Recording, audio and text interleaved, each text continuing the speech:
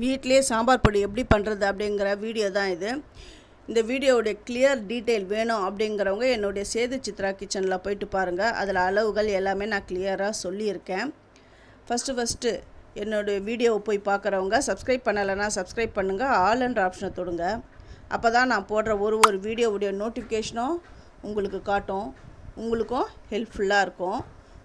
உங்களுக்கு பிடிச்சிருந்தா உங்கள் ஃப்ரெண்ட்ஸுக்கும் நீங்கள் அப்படியே ஷேர் பண்ணி விடுங்க.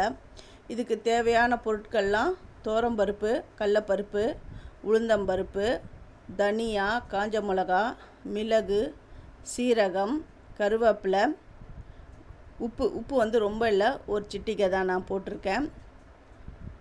இதெல்லாம் போட்டு வறுக்கணும். அது கூடவே மஞ்சப்பொடி, பெருங்காயத்தூள், அப்புறம் காஷ்மீரி மிளகாய் தூள் வந்து சும்மா ஒரு ஸ்பூன் தான் நான் சேர்த்துருக்கேன் இந்த கலருக்காக.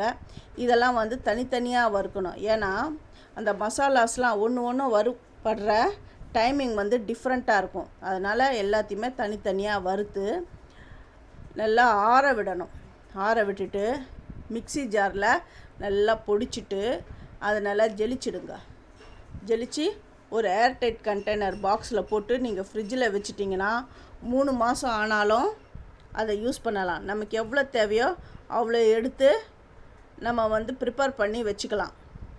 இப்போ வந்து வீட்டில் மிளகாய்த்தூள்லாம் இல்லை, குழம்பு மிளகாய்த்தூள் இல்லை, சாம்பார் பண்ணணும், குழம்பு பண்ணணும் அப்படின்றவங்க சட்டுன்னு இதை செஞ்சிடலாம். இந்த மாதிரி நீங்கள் செஞ்சிங்கன்னா அடிக்கடி இப்படியே நீங்கள் செய்வீங்க. இந்த ஃப்ரெஷ்ஷாக அரைச்ச இந்த பொடி வந்து சாம்பாருக்கு அவ்வளோ நல்லாயிருக்கும்.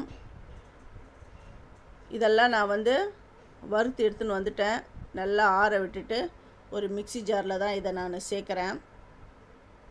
இதெல்லாம் சேர்த்துட்டு நான் பொடி பண்ணிவிட்டு இதை ஜலிக்க போகிறேன் பாருங்கள். இது கூட மஞ்சப்பொடி, நீங்கள் விரலி மஞ்சள் அப்படி சின்னதாக இருந்தால் கூட நல்லா அதை கூட சேர்த்துக்கலாம். எல்லாம் சேர்த்திங்கன்னா இந்த மிக்ஸி ஜாரில் அந்த பிளேடு வந்து அது உடஞ்சிடும்.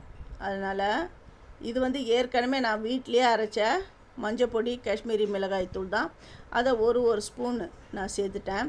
இதை நல்லா ஜெலிக்கணும். ஜெலிச்சுட்டு அந்த ஜெலிக்காத அந்த கோர்ஸாக இருக்கும் பாருங்கள், அதை மறுபடியும் மிக்ஸி ஜாரில் போட்டு நம்ம பொடி பண்ணி இந்த மாதிரி வச்சுக்கணும்.